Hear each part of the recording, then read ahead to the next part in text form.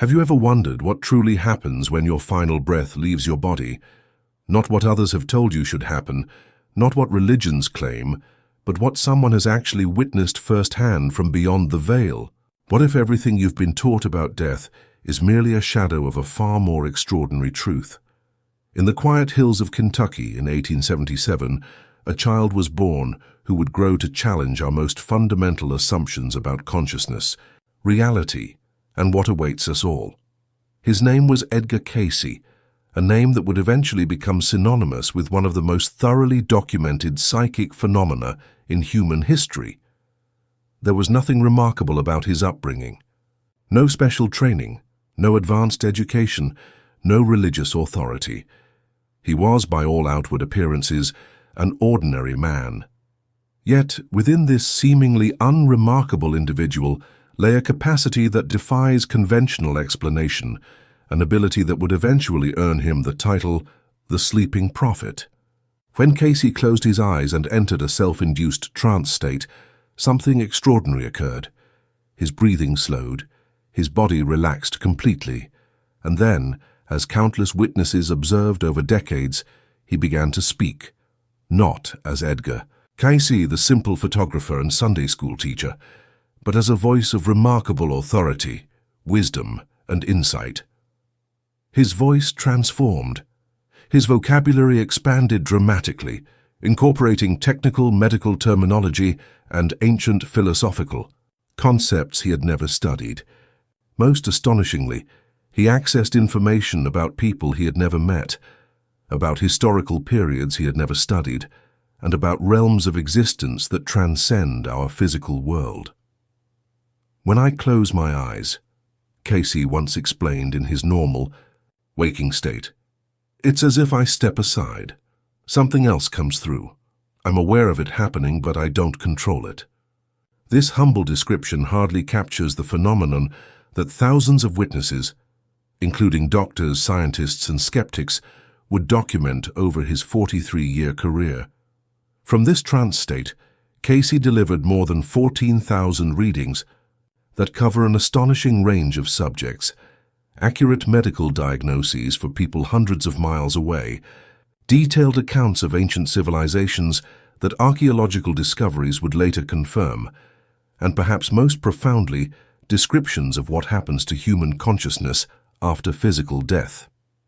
"I am not afraid of death," Cayce declared during one of his deepest trances. "I have seen it more than once. It is not an enemy, it is a transition.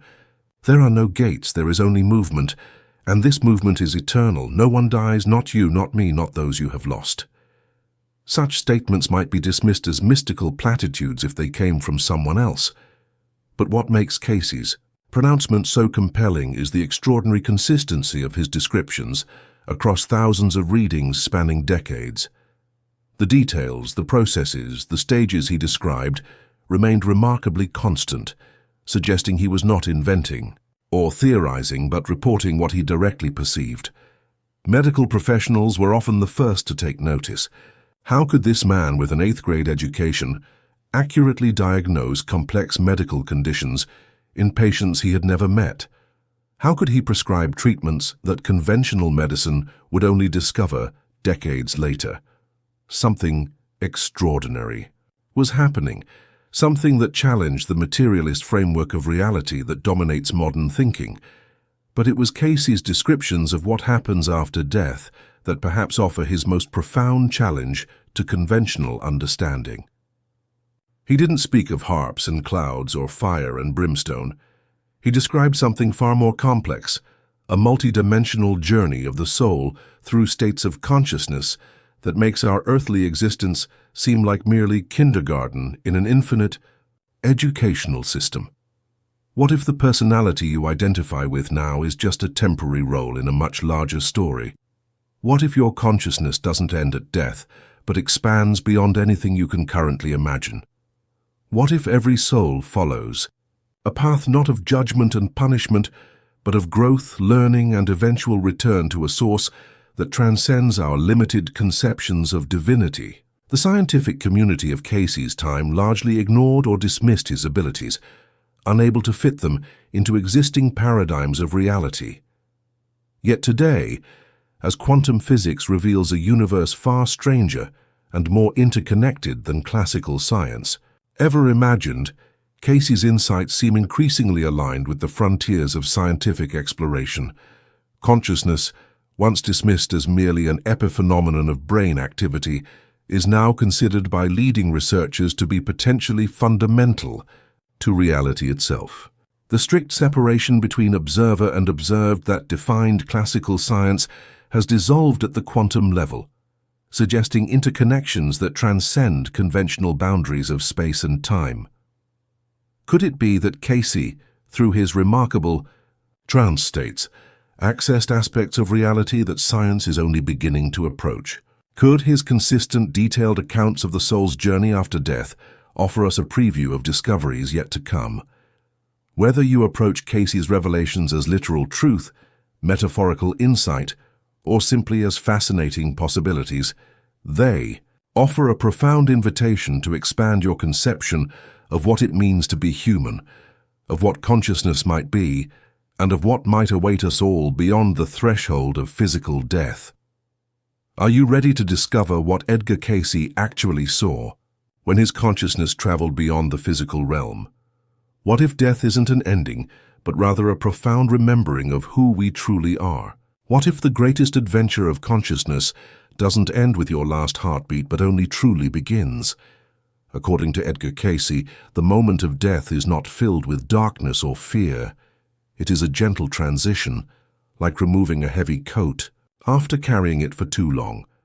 The soul doesn't vanish, it doesn't cease to exist. It simply shifts from one state of being to another.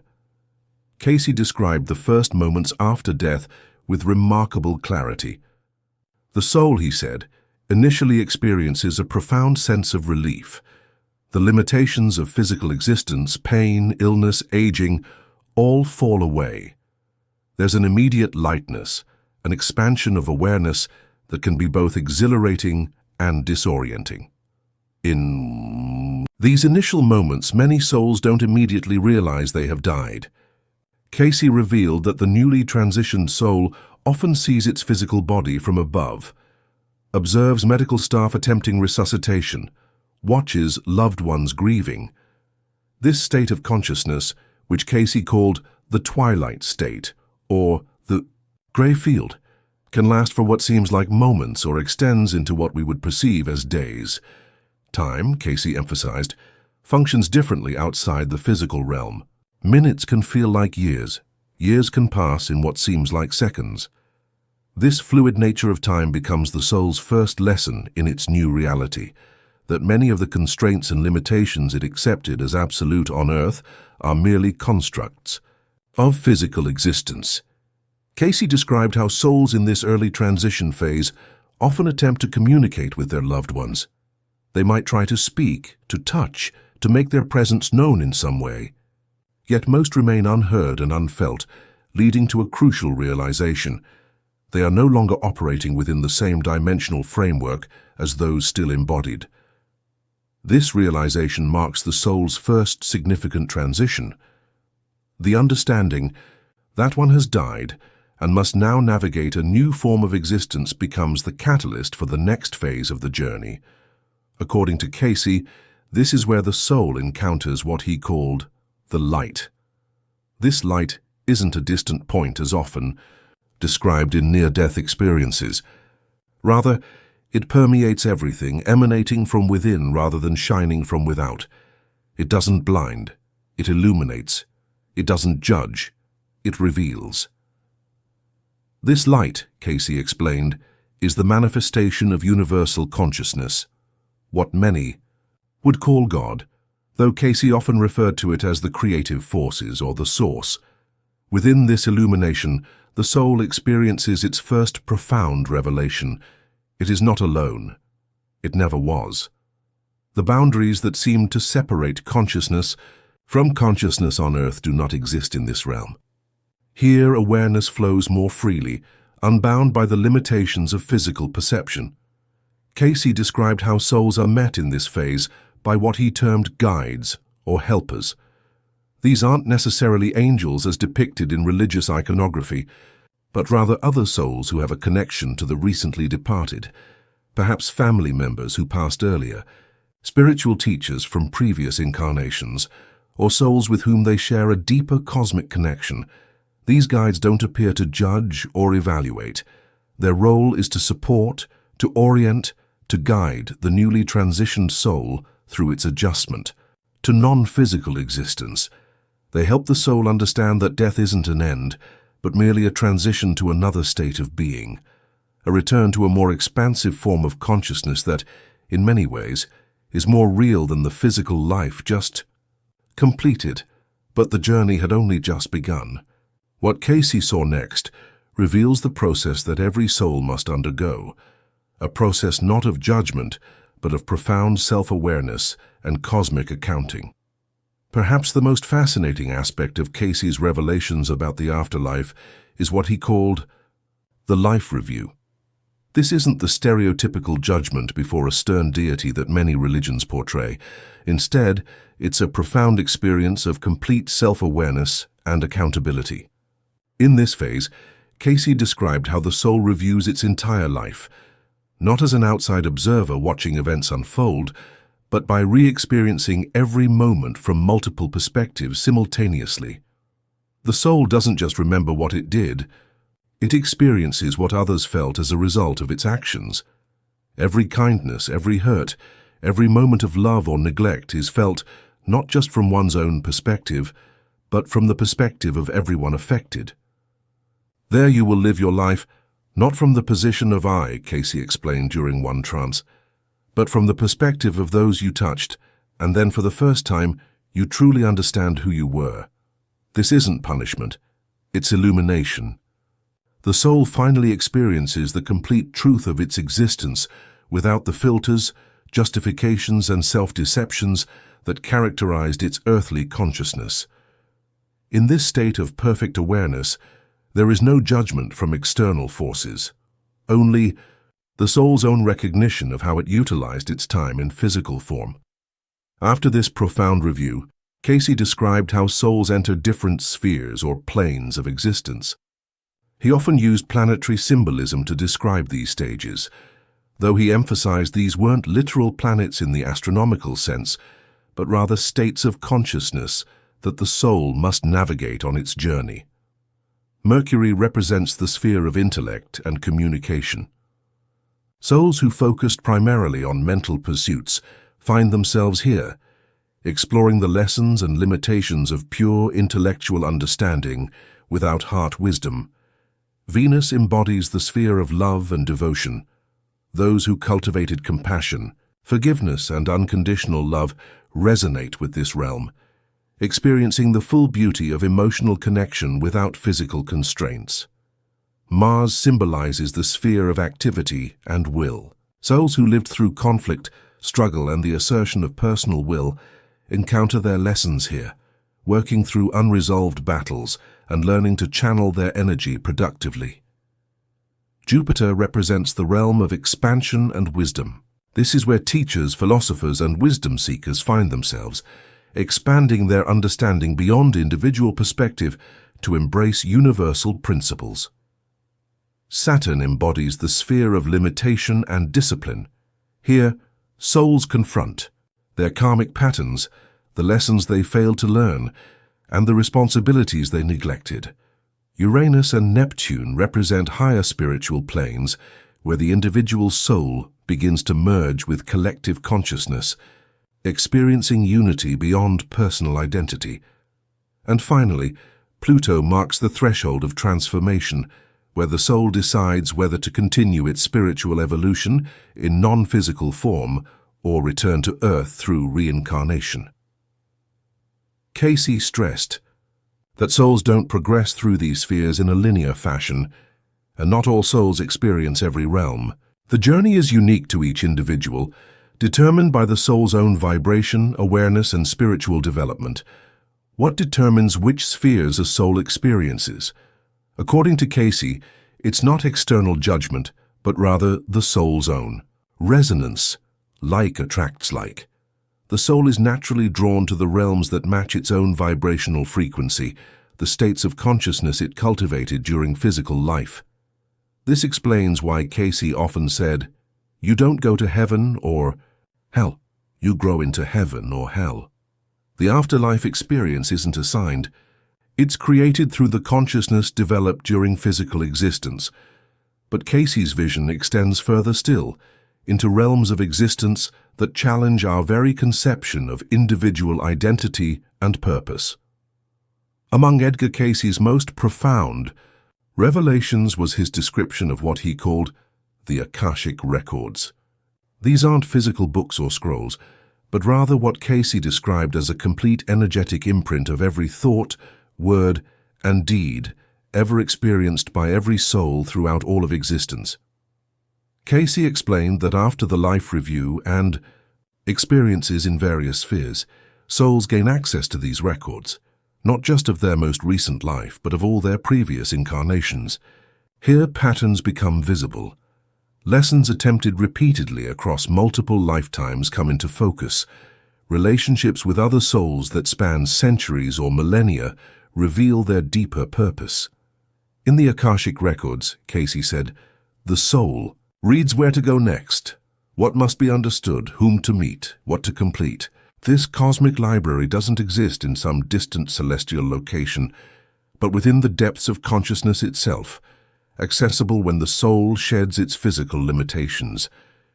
Within these records, souls can see not just who they were, but who they are becoming. They recognize the larger trajectory of their spiritual evolution across many lifetimes. They understand that what appeared as random circumstances, chance meetings, or unfair struggles during physical life were actually carefully orchestrated experiences chosen for specific growth. This leads to what Cayce described as the most profound moment in the soul's journey between lives, the moment of choice. According to Cayce, reincarnation isn't mandatory. It's a choice that each soul makes based on what it perceives as necessary for its continued evolution. Some souls, having completed certain lessons, may choose to remain in non-physical realms for extended periods, serving as guides for others, or simply experiencing the bliss of higher consciousness without material constraints. Other souls, recognizing unfinished lessons or unfulfilled purposes, choose to return to physical existence. This choice isn't made lightly or randomly. Cayce described an intricate process where souls, in consultation with guides and with access to the Akashic Records, carefully select the circumstances of their next incarnation. They choose their parents, their gender, their physical challenges, their key relationships, and the major life experiences that will provide opportunities for specific growth. They select time periods and geographical locations that offer the precise challenges and opportunities needed for their spiritual development. There are no accidental lives, Cayce emphasized. There are only those who do not remember why they came. This perspective transforms our understanding of life's challenges. The difficult circumstances that seem cruel or random from our limited human perspective were, in many cases, consciously chosen by our souls before birth as opportunities for specific growth. The child born into poverty isn't being punished, but may be experiencing a self-selected challenge to develop compassion, resourcefulness, or appreciation. The physical disability isn't a cosmic mistake, but potentially a chosen limitation designed to develop specific spiritual strengths or compensatory abilities. Even our deepest relationships, particularly those filled with conflict or pain, may be pre-selected encounters with souls we've known across many lifetimes, designed to work through specific patterns or balance energies from previous interactions. This doesn't mean we should passively accept suffering as meant to be. Rather, Cayce emphasized that understanding the purposeful nature of incarnation empowers us to approach our challenges consciously, extracting their full growth potential instead of becoming bitter or feeling victimized. Perhaps most remarkably, Cayce described how the time between incarnations can vary dramatically. Some souls return quickly, within weeks or months of their previous death. Others may remain in non-physical realms, for what would translate to hundreds or even thousands of years in Earth time. The determining factor isn't punishment or reward, but readiness. When a soul feels prepared to undertake its next journey, when it has fully processed its previous life experiences and clearly formulated its intentions for future growth, it begins the process of reincarnation. But what of those souls who choose not to return? What ultimate destiny awaits consciousness that has completed its earthly cycles? Edgar Cayce's vision of the soul's ultimate journey extends far beyond the cycle of reincarnation. For souls that have completed their necessary earth experiences, having learned all the lessons physical existence can teach, Cayce described a profound process of continued evolution through higher planes of consciousness. These advanced souls, according to Cayce, don't simply disappear or merge into an undifferentiated cosmic soup. They retain their individuality while simultaneously experiencing greater unity with the universal consciousness. They become what many spiritual traditions would call ascended masters, or what Cayce sometimes referred to as seventh dimension, consciousness. In this state, souls serve as teachers, guides, and sources of inspiration for those still engaged in physical existence or earlier stages of spiritual development. They can choose to project aspects of their consciousness into physical reality to assist others, though they no longer require full incarnation for their own growth. Cayce described how these advanced souls radiate a profound love and wisdom that transcends our conventional understanding. They perceive the interconnectedness of all life directly, not as a philosophical concept, but as lived reality. They experience time not linearly, but simultaneously, seeing past, present, and future as complementary aspects of an eternal now. Yet, even this exalted state isn't the final destination. Cayce spoke of a process he called the return to source, the soul's ultimate reunion with what we might call God, universal consciousness, or the creative force. But this return isn't the dissolution or annihilation of individual consciousness that some Eastern philosophies suggest. Cayce described it as a paradoxical state where individuality is both transcended and fulfilled simultaneously, like a drop of water returning to the ocean, yet somehow retaining the memory of its journey as a distinct droplet. When the soul eventually returns to the source, Cayce said, it is not like a drop that disappears in the ocean, but like a ray that becomes the sun again, losing its form but keeping its essence. This ultimate stage of soul evolution represents what Cayce called the completion of the circle, consciousness that emerged from universal awareness, individuated for the purpose of growth and experience, eventually returning to that universal awareness enriched by its journey. In practical terms, what do these profound insights into the soul's journey mean for those of us still navigating physical existence? According to Cayce, understanding the soul's true nature and destination transforms how we approach our current lives. When we recognize that physical life represents just one brief chapter in our soul's much longer story, our perspective shifts. Material achievements and physical pleasures remain enjoyable, but they no longer define our primary purpose. Instead, spiritual growth, conscious living, and the cultivation of love become our central focus. We begin to see our challenges not as random misfortunes, but as carefully designed growth opportunities. We recognize our relationships not as accidental connections, but as sacred contracts with souls we've likely known across many lifetimes. Cayce emphasized that this understanding doesn't encourage passive acceptance of life's difficulties. Rather, it empowers us to engage with our challenges consciously, extracting their full growth potential by approaching them with awareness instead of resistance. The greatest gift you can give yourself, Cayce said, is to remember who you truly are. This remembering isn't intellectual but experiential, glimpsed in moments of deep meditation, profound love, selfless service, or authentic creativity when the boundaries of the separate self temporarily dissolve.